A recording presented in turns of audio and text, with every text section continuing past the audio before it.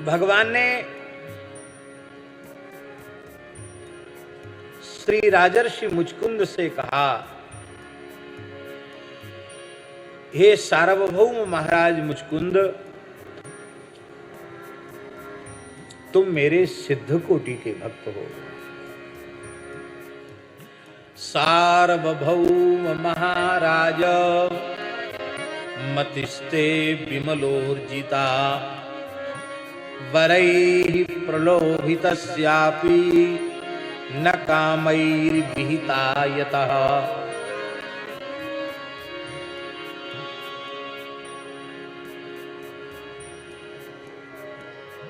ते मति ही विमला, तुम्हारी बुद्धि बड़ी निर्मल है। निर्मल बुद्धि किसका लक्षण क्या है?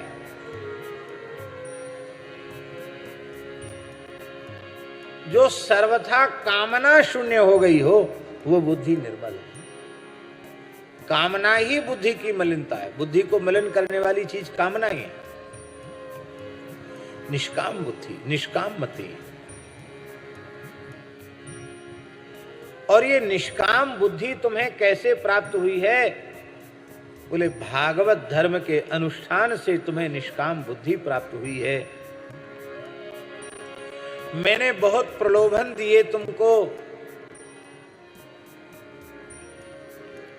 मैंने बहुत प्रलोभन दिए तुमको, लेकिन तुम्हारी बुद्धि कभी प्रलोभित नहीं हुई।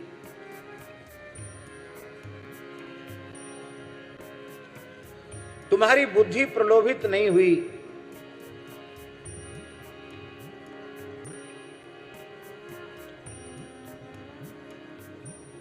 भगवान ने बड़ी सुंदर बात कही है यहां। भगवान ने कहा, प्रलोभिता वैर्यत्वम अप्रमादाय विद्धि तत् नधीर मय्येक भक्तानाम आशीर्विद्यते क्वचित। बड़ी प्यारी बात, बड़ी अद्भुत बात भगवान कह रहे हैं। भगवान कह रहे हैं कि मैंने तुम्हारे सामने जो वर देने का प्रलोभन प्रस्तुत किया है, वो केवल तुम्हारी बुद्धि को और सुदृढ़ करने के लिए, परिपक्व बनाने के लिए, अप्रमादाय विद्धि तत्, तुम्हारी बुद्धि को प्रमाद रहित बनाने के लिए मैंने वरदानों का प्रलोभन तुम्हारे सामने प्रस्तुत किया। अब तो बहुत समय से रोडवेज में यात्रा हमने नहीं की, रोडवेज बस में। पहले हमारे ब्रिज में रोडवेज बस में ड्राइवर की सीट के ऊपर लिखा रहता था, सावधानी हटी कि दुर्घटना घटी। यही बात यहां भी है। भगवान कह रहे हैं कि सावधानी साधक की हटी कि दुर्घटना घटी। सावधानी क्या है? कामना उत्पन्न हुई नहीं कि दुर्घटना घटी। कामनाओं के कारण ही जीव अनंत जन्मों से संस्कृति के चक्र में भटक रहा है। और फिर कोई कामना यदि आड़े आ गई तो फिर पुनरपि जननम पुनरपि मरणम पुनरपि जननी जठरे शयनम। इसलिए तुम्हारी बुद्धि बहुत सावधान है, प्रमाद रहित तुम्हारी बुद्धि है। क्योंकि नधीर मय्येक भक्तानाम आशीर्भिर्भिद्यते क्वचित। जो मेरे अनन्य भक्त होते हैं, उनकी बुद्धि कभी कामनाओं से इधर उधर भटकती नहीं है, क्योंकि उनके मन में एक ही इच्छा होती है, दूसरी इच्छा नहीं। देखें हम स्वरूप भरी लोचन, करऊं कृपा प्रणतारति मोचन, करऊं कृपा प्रणतारति मोचन। बोले हम योग का आश्रय लेकर के अपने मन को निर्मल बना देंगे, अपनी बुद्धि को कामना शून्य बना देंगे। बहुत ध्यान से सुने। भगवान स्पष्ट शब्दों में निषेध कर रहे हैं कि अष्टांग योग का आश्रय लेने से भी बुद्धि कामना शून्य हो जाए, ये संभव नहीं। यम नियम आसन प्राणायाम प्रत्याहार धारणा ध्यान समाधि ये अष्टांग योग है।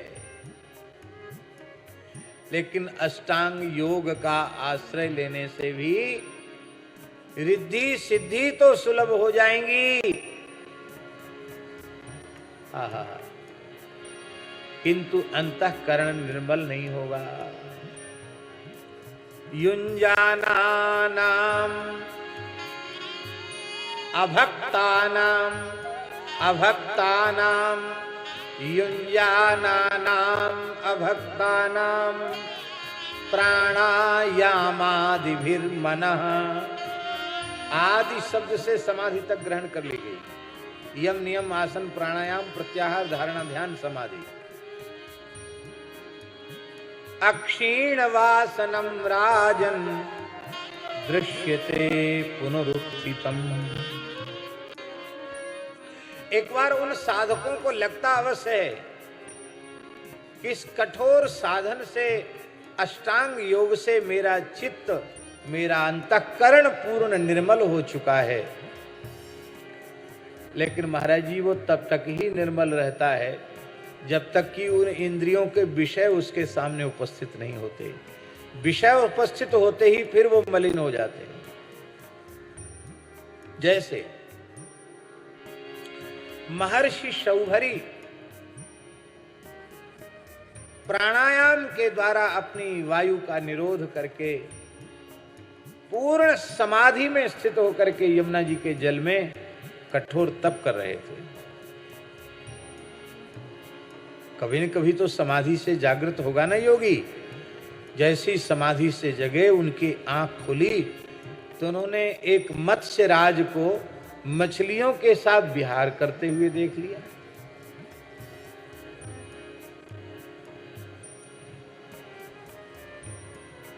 तो उनके मन में आया, महर्षि शौभरी के मन में आया, अरे हमने सारा शरीर सुखा डाला, हड्डी हड्डी रह गई, धमनियां केवल चिपकी भई हैं हड्डियों के ऊपर, चर्म भी शुष्क हो गया है और लाखों वर्ष की हमारी आयु हो गई है। संसार का तो स्वाद ही नहीं लिया। बड़ा आनंद है संसार में। देखो ये भोग योनि में पड़ा हुआ मत्स्य है, लेकिन अपने कच्चे बच्चों के साथ अपनी पत्नियों के साथ क्या मौज ले रहा, आनंद में है। और वे इतने बड़े महात्मा पहुंच गए। कथा आप सबको मालूम है मानधाता के यहाँ। और बोले अपनी आपकी तो 50 बेटी हैं, हमको दे दो। भाई के मारे मुंह सूख गया मानधाता। कभी सोचे जिस बेटी का ब्याह करूंगा वही कहेगी कि पिताजी का मैंने कौन सा अपराध किया था। इस जटाधारी बूढ़े अस्थि मात्र शरीर वाले इस ऋषि के साथ मेरा परिणय करा दिया। तो राजा लोग बड़े चतुर होते हैं। राजा ने कहा कि आप भीतर चले जाओ, जो पसंद कर ले वो आपकी। वो समझ गए मेरा रूप देखकर ऐसी हंसी उड़ा रहा है राजा। इतने सुंदर बन गए शौभरी, वो 50 विवाद करने लगी। बोले ये तो हमारे योग्य हैं, हमारे। बोले झगड़ा क्यों करो, 50 चलो हमारे साथ। कितना वंश विस्तार हुआ उनका। और उन्होंने फिर गीत गाया रोते हुए, संगम त्यजेत मिथुन व्रतिनाम मुमुक्षु। स्पष्ट प्रमाण आ गया ना। इतने हजारों वर्ष तक तपस्या करने वाले ऋषि के मन में तब तक निर्विकारता रही जब तक कि विषय उपस्थित नहीं हुआ। विषय के उपस्थित होने पर भी विकार न जगे।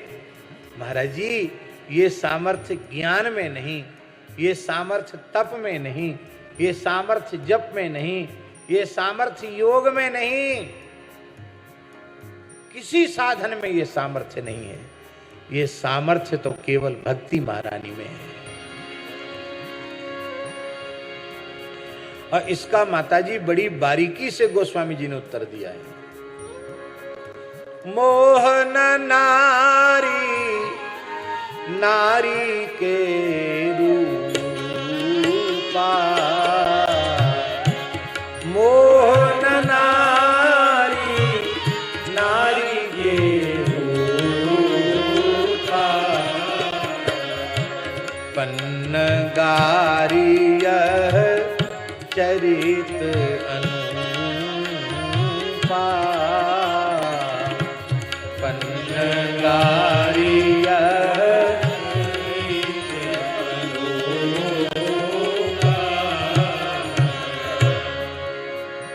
भक्ति भी स्त्री शरीर वाली है और माया भी स्त्री शरीर वाली है। अंतर क्या है? माया दासी है और भक्ति स्वामिनी है। त्वं तु भक्ति प्रिया तस्या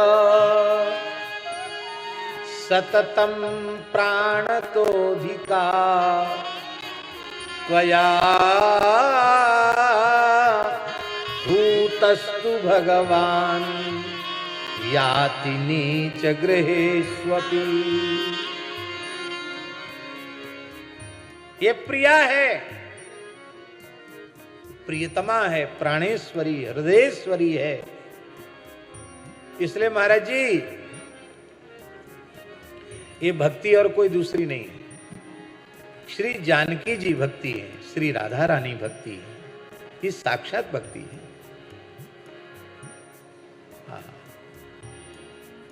और माया बोले नाच नटी इव सहित समाजा, वो अपने कच्चे बच्चों के सहित प्रभु के दरबार में नाचती है।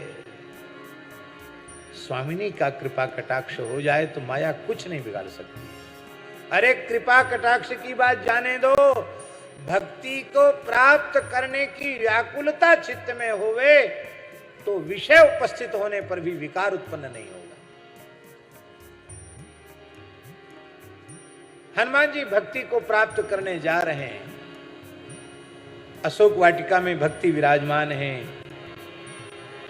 निज पद नयन दिए मन राम पद कमल नीन, परम दुखी वा पवन सुत देख जानकी दीन, नाम पाहरू दिवस निस ध्यान तुम्हारे कपाट, लोचन निज पद जंत्र तक जाहि प्राण के ही बाट। भक्ति साक्षात विराज रही है। अभी महाराज जी भक्ति का दर्शन नहीं हुआ, भक्ति की खोज में चले हैं श्री हनुमान जी।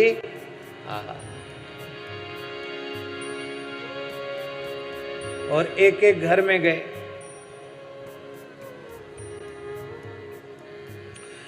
जो विषय के भोग के दृश्य साधक को, साधु को, यति को, ब्रह्मचारी को नहीं देखने चाहिए, वे दृश्य भी हनुमान जी के नेत्रों के सामने आए। और वाल्मीकि रामायण में तो महाराज जी लिखा है, एक बार तो हनुमान जी बड़े ग्लानि में भर गए। वे मन में सोचने लगे कि मेरा तो बृहत व्रत ब्रह्मचर्य व्रत ही नष्ट हो गया।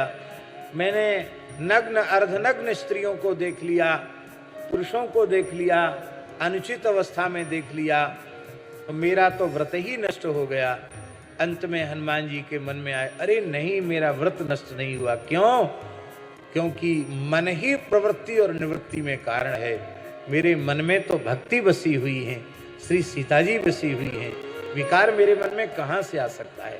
तच्च में सुव्यवस्थितम, वाल्मीकि का वाक्य, तच्च में सुव्यवस्थितम, हमारा मन सुव्यवस्थित है, इसलिए मेरे धर्म का लोप नहीं हुआ है। दूसरा उदाहरण हम दे रहे माता जी, 12 महाभागवतों में पितामह भीष्म एक महाभागवत है। स्वयंभूर नारद शंभु कुमार कपिलो मनु, प्रहलादो जनको भीष्मो बलिर्वैयास गिरवयम, 12 बीजानीमो धर्मम भागवतम भटा, गुह्यम विशुद्धम दुर्बोधम यद ज्ञात्वामृतमश्नुते। भीष्म जी महाभागवत है।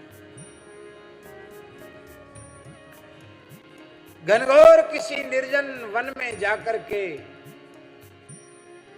कठोर तप करके अपने इंद्रियों को, अपने मन को निगृहित कर लेना बहुत कठिन नहीं है। लेकिन पितामह भीष्म राजप्रासाद में रहते हैं, राजवस्त्र धारण करते हैं, राजकीय भोग भोगते हैं, भक्ष्य भोज्य लेह्य चुष्ट विविध प्रकार के पकवान मिष्ठान भी आहार के रूप में ग्रहण करते हैं। और जब दरबार में बैठते हैं तो वहां नाच गान भी होता है, नृत्यांगनाएं नृत्य भी करती हैं, अपूर्व सुंदरियों पर उनकी दृष्टि भी पड़ती है। लेकिन भीष्म जी के चित्त में विकार प्रकट नहीं होता, क्योंकि उनके अंतःकरण में भक्ति विराजमान है। भक्ति जिस हृदय में होगी उस हृदय में विकार नहीं आ सकता है, क्योंकि जहां भक्ति होगी वहां भगवान होंगे, जहां भक्ति होगी वहां भगवान होंगे, और जहां भगवान होंगे वहां, जहां दोहावली में गोस्वामी जी ने कहा, जहां राम तहां काम नहीं, जहां काम तहां राम, तुलसी कबहू की रह सके, रवि रजनी इक ठाम। सूर्य और रात्रि दोनों एक साथ नहीं रह सकते।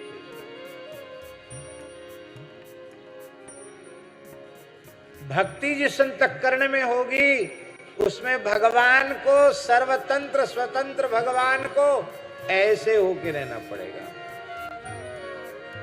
ऐसे होके जानते, बंध के, अलग से कोई बंधन नहीं है, प्रेम रज्जु का बंधन है। सकल भुवन मध्य निर्धनास्ते धन्या, निवसति हृदये साम, श्री हरेर भक्ति रेखा,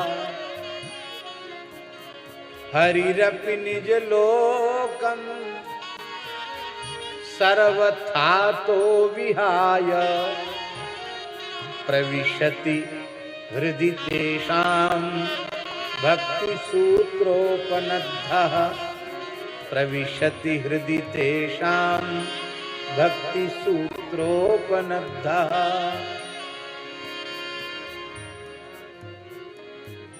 भक्ति जहां होगी वहां कामना नहीं रह सकती। भक्ति के उत्पन्न होने के बाद कामना नहीं रह सकती।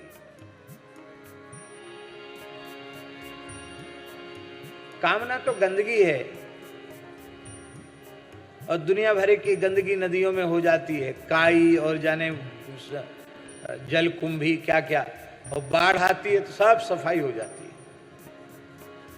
उर कछु प्रथम वासना रही, प्रभु पद प्रीति सरित सो गई, प्रभु पद प्रीति सरित सो गई।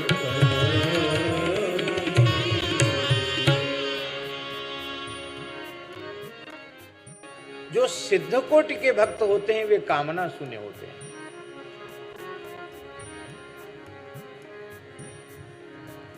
केवल 2 भक्त ऐसे आए हैं संपूर्ण श्रीमद् भागवत में, विशेष रूप में 2 भक्त जिनके सामने वरों का प्रलोभन भगवान ने प्रस्तुत किया। एक तो भक्तराज श्री प्रहलाद जी। प्रहलाद भद्र भद्रम ते प्रीतो हम ते सुरोत्तम, मैं बहुत प्रसन्न हूं प्रहलाद, तुम्हारा कल्याण हो, तुम्हारा कल्याण हो प्रहलाद, मांग लो, मेरा दर्शन अमोघ है। प्रहलाद जी बोले हमारा आपका रिश्ता अलग है। भगवान बोले कौन सा? बोले आप मेरे निरपेक्ष स्वामी हैं और मैं आपका निष्काम सेवक हूं। निरपेक्ष स्वामी और निष्काम सेवक का संबंध ही कभी टूटता नहीं है। प्रेम कभी घटता नहीं है। तो यही संबंध बना रहने दीजिए, क्योंकि जो आपकी आराधना उपासना करके भक्ति करके आपसे कुछ चाहता है, न स भृत्यः स वै वणिक, वो आपका भक्त नहीं है, वो तो व्यवसायी है। भगवान बोले देखो भाई मांगना तो पड़ेगा, नहीं मेरे दर्शन की मर्यादा घट जाएगी। मेरा दर्शन है अमोघ, अब हमको लोग अमोघ दर्शन नहीं कहेंगे, लोग कहेंगे मोघ दर्शन।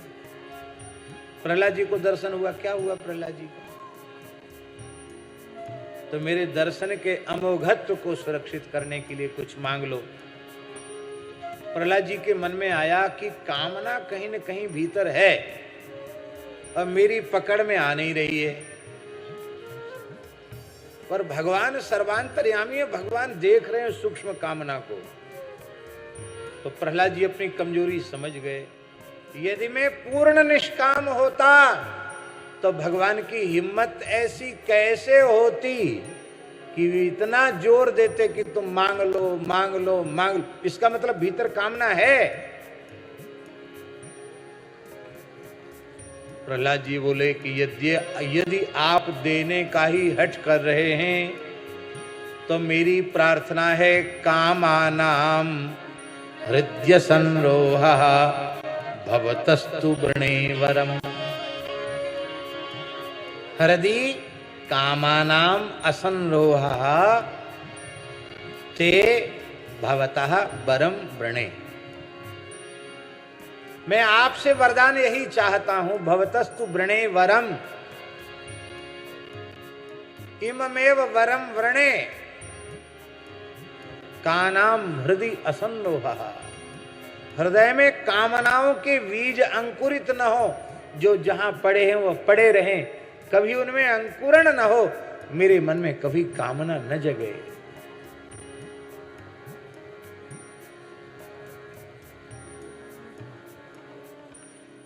चारण कुल में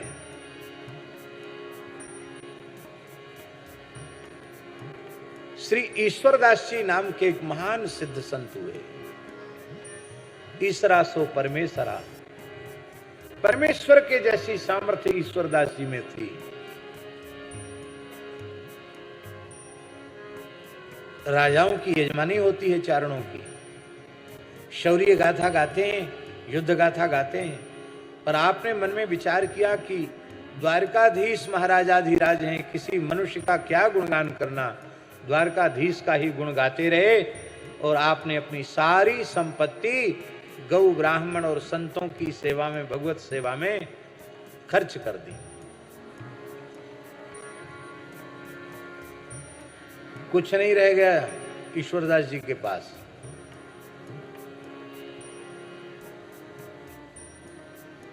विरक्त बाबा जी नहीं थे, गृहस्थ थे। एक दिन ऐसी परिस्थिति आई, घर में खाने को कुछ नहीं। एक दिन व्यतीत हुआ, 2 दिन व्यतीत हुए, 3 दिन हो गए, घर में चूल्हा ही नहीं चेता, एक अन्न का कण नहीं।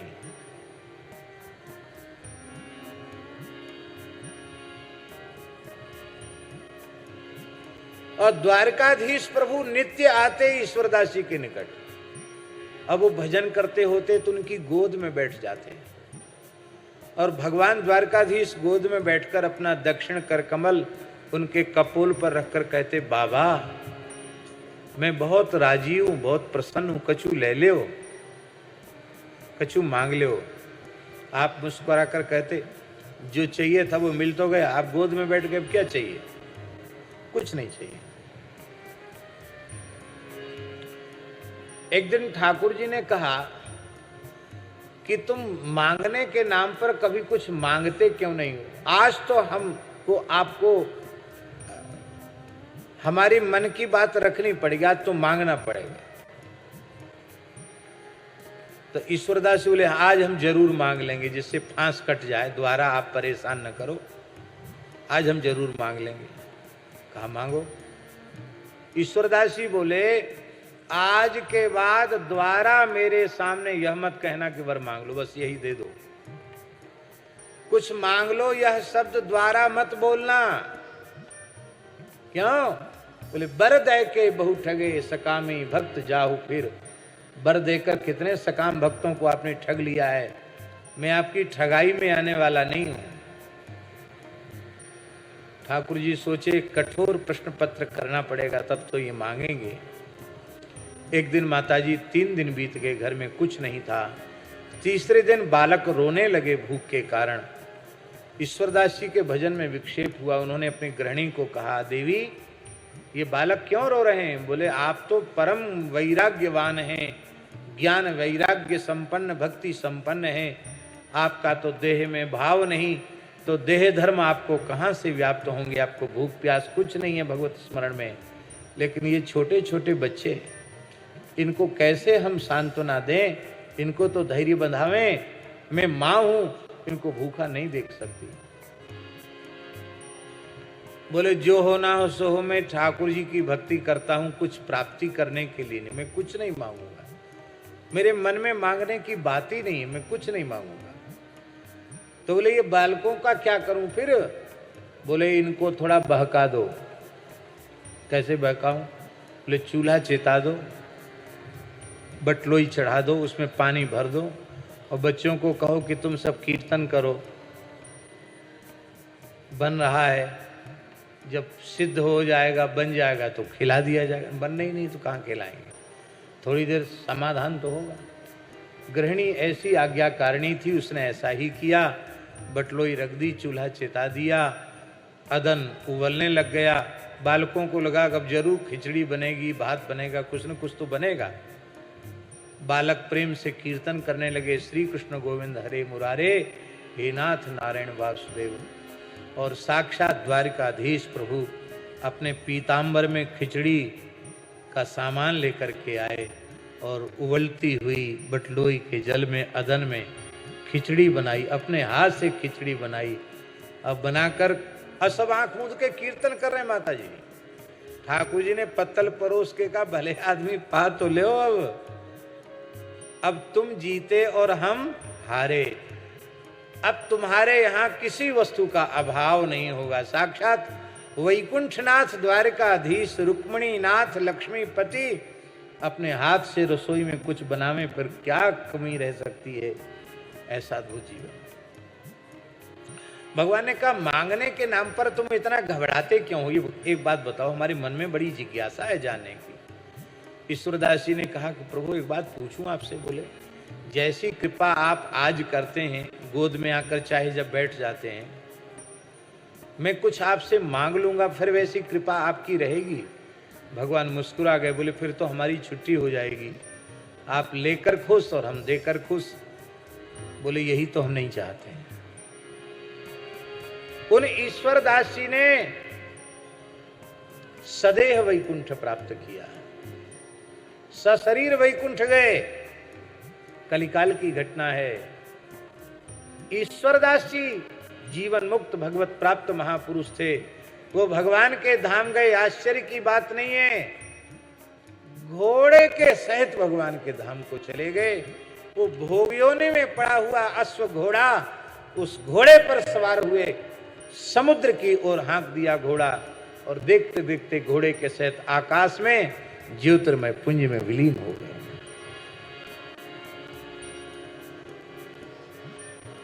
मनुष्य को मोक्ष का अधिकार है स्वामी जी, पर एक महान भक्त की कृपा से भोग योनि में पड़े हुए एक पशु को भी वैकुंठ की प्राप्ति होती।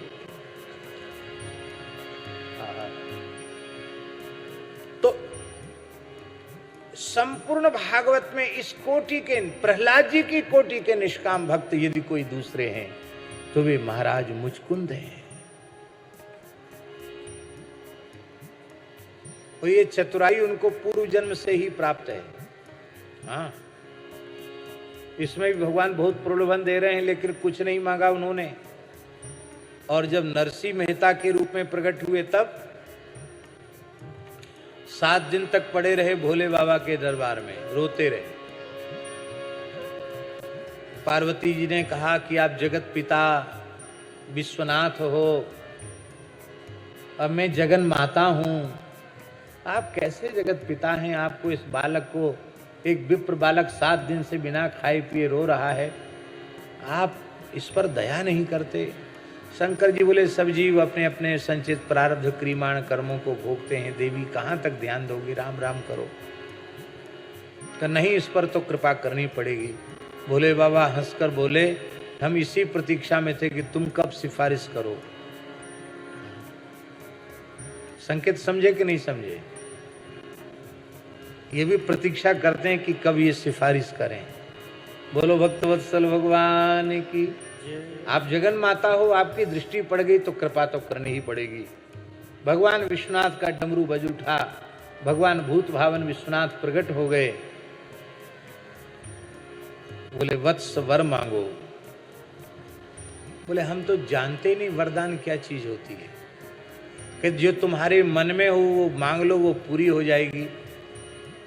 भगवान शिव ने कहा, नरसिंह जी बोले हम तो बालक हैं, हमारी बुद्धि तो परिपक्व है नहीं, हमने कोई ऐसी चीज मांग ली जिससे न हमारा हित हुआ न किसी दूसरे का हित हुआ, तो आपका देना व्यर्थ हो जाएगा और मेरा मांगना व्यर्थ हो जाएगा। इसलिए आप यदि देना ही चाहते हो तो जो वस्तु आपको प्राणों से भी अधिक प्रिय हो और मेरे लिए तथा संपूर्ण जगत के लिए परम कल्याणकारिणी हो, वह वस्तु मुझे आप कृपा करके प्रदान कर दो। शंकर जी बोले, पार्वती जी से तुम कहती है कि बालक है, ये बालक नहीं है, ये सबका दादा गुरु है। इसने हमारी प्राण प्रिय भक्ति मांग ली। मुझे तो प्राणों से अधिक प्रिय श्री राधा माधव हैं, उनका महारास, उनका नित्यरास ही मेरा प्राण जीवन धन है। और आपको यदि विश्वास न हो तो वृंदावन आना, और उसमें भी हमारे मोहल्ले में आना, बंसीवट मोहल्ले में आना, जहाँ भगवान शिव सायंकाल को गोपी रूप में दर्शन देते हैं, लहंगा फरिया पहन के नथ लगाकर। ऐसा दर्शन पूरे ब्रह्मांड में शिव जी का कहीं नहीं होता जो हमारे मोहल्ले में होता है। हमने सुना है कि पूज्यपाद स्वामी कृपात्री जी कम समय लेकर भी वृंदावन आते तो गोपीश्वर महादेव का दर्शन और जल अवश्य चढ़ाते थे। पौराणिक महात्म्य में लिखा है, वृंदावन के क्षेत्रपाल हैं वो। वृंदावन आए और गोपीश्वर महादेव का दर्शन नहीं किया तो वृंदावन की यात्रा निष्फल हो जाएगी। गोपीश्वर महादेव का दर्शन अनिवार्य है। बोलो गोपीश्वर महादेव की जय। तो ऐसे निष्काम भक्त भगवान ने कहा कि देखो, तुम्हारे हृदय में मेरी अनपायिनी भक्ति प्रकट हो चुकी है, इसलिए अब कोई बात नहीं, हमारी इच्छा है कि तुम्हारा पूर्व जन्म, एक जन्म और हो। जन्मन्यनंतरे राजन सर्वभूत सुहृत्तमः भूत्वा द्विजवरस्त्वं माम उपैष्यसि केवलम। अगले जन्म में तुम्हारा विप्र कुल में जन्म होगा, सभी प्राणियों के सच्चे हितैषी बनोगे, सबके परम सुहृद होगे, और केवलम माम उपैष्यसि, केवल मुझे ही प्राप्त करोगे। यह भगवान ने वर दिया, भगवान अंतर्धान हो गए। बोलो भक्तवत्सल भगवान की जय। आप हमारे संत वाणी चैनल को सब्सक्राइब करें, वीडियो को लाइक करें, शेयर करें, और हाँ, बेल आइकन पर क्लिक करना बिल्कुल ना भूलें, ताकि हमारी किसी भी वीडियो की सूचना सबसे पहले आपको मिले।